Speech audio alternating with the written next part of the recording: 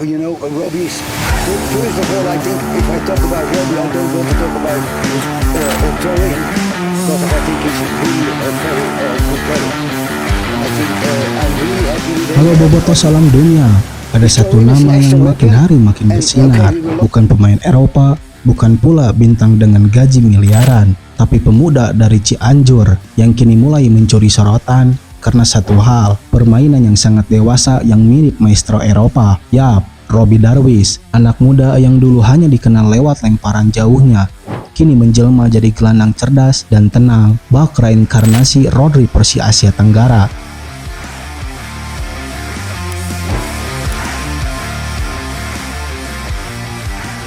AFF U23 2025 jadi panggung yang memperkenalkan bagi sosok Robbie Darwish. Tanpa perlu banyak gaya, tanpa perlu banyak selebrasi berlebihan, dia membungkam keraguan lewat aksi nyata di atas lapangan. Dan sekarang, pertanyaannya cuma satu, apakah kita sedang menyaksikan lahirnya jenderal baru di lini tengah timnas Indonesia dan bagi Maung Bandung? Simak kisah selengkapnya dan siap-siap dibuat kagum oleh perjalanan anak muda yang mungkin sebentar lagi namanya tak hanya dieluk-elukan di Bandung, tapi juga di negeri ini.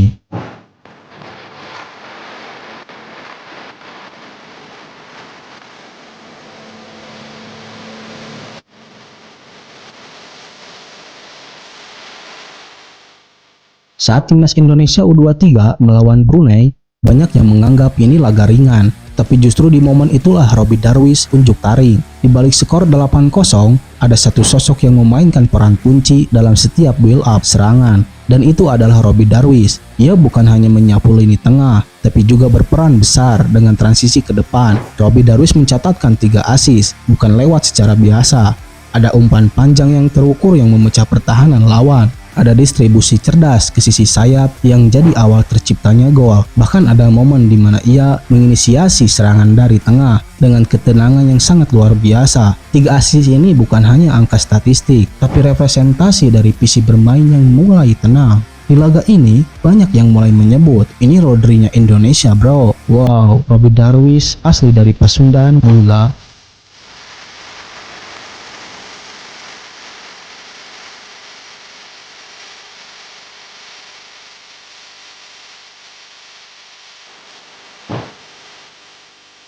Pertandingan melawan Filipina menjadi ujian mental. Skor tipis 1-0 menggambarkan betapa kerasnya laga tersebut. Tapi di balik satu-satunya gol kemenangan itu, ada peran penting dari Robbie Darwish. Bukan dari umpan biasa, tapi dari spesialisasinya yang tidak mudah banyak dimiliki oleh para pemain lainnya. Lemparan ke dalam jauh ala throw-in, lemparan Robbie bukan cuma lempar asal lempar. Ada sudut, ada tenaga, ada seni. Dan itulah yang terjadi awal terciptanya gol penting untuk kemenangan timnas Indonesia U23. Di situ orang mulai sadar, Robbie Darwish bukan cuma gelandang bertahan biasa. Ia punya senjata rahasia yang bisa membalikan keadaan, bahkan saat permainan buntu sekalipun. Konsistensi, itulah kata yang paling menggambarkan Robbie Darwish selama membela Garuda Muda di AFF U23 ini. Nggak pernah neko-neko, selalu disiplin dalam menjaga zona. Gerakan tubuhnya yang sangat tenang tapi efisien. Tak pernah panik meski ditekan lawan. Dalam beberapa kesempatan, Robbie bahkan jadi solusi saat lini belakang mulai keteteran. Dia datang, dia memotong bola, mendistribusikan dengan akurat, lalu kembali menjaga ritmenya. Gaya bermain seperti ini mengingatkan kita pada sosok Rodri di Manchester City, sosok pemegang ritme yang tidak pernah terlihat mencolok, tapi tanpanya semuanya bisa berantakan. Itulah Robbie Darwish.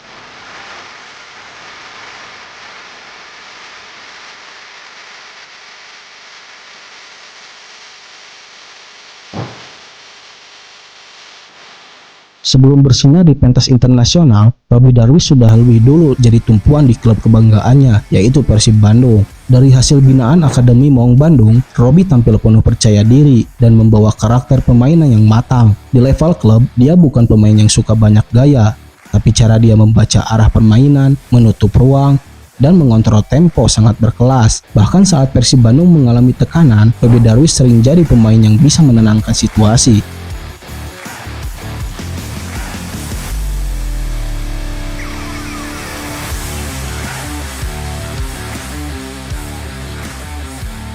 Perpindahannya dari Persib U20 ke tim utama bukan sekedar naik kelas, tapi karena kualitasnya yang benar-benar layak. Di sanalah fondasi gaya main terbentuk. Persib bisa dibilang jadi laboratorium yang membentuknya menjadi gelandang bertahan, modern, dan kemampuan tak hanya bertahan, tapi juga menginisiasi serangan. Banyak yang menyebutkan Robbie Darwish cosplay Rodri. Bukan berarti Robbie Darwish hanya meniru. Yang dilakukan Robbie Darwish justru menjadikan gaya Rodri sebagai referensi. Robbie Darwish tidak bermain sepenuhnya seperti Rodri karena ia punya ciri khas sendiri, tapi prinsip bermain yang sangat tenang, efektif, minim kesalahan, dan selalu berpikir ke depan itulah yang melekat. Bahkan dalam banyak kesempatan, Robbie Darwish menunjukkan kreativitasnya sendiri, entah dari keberanian duel 1 lawan 1, lemparan killernya, hingga eksekusi bola mati. Dia adalah versi lokal dari gelandang Eropa. Dengan kesentuhan kearifan lokal, kalau terus dikembangkan, Robbie bisa jadi paket komplit yang bukan cuma cocok di AFF, tapi mungkin kelak untuk Piala Asia atau bahkan mimpi besar kita ke Piala Dunia.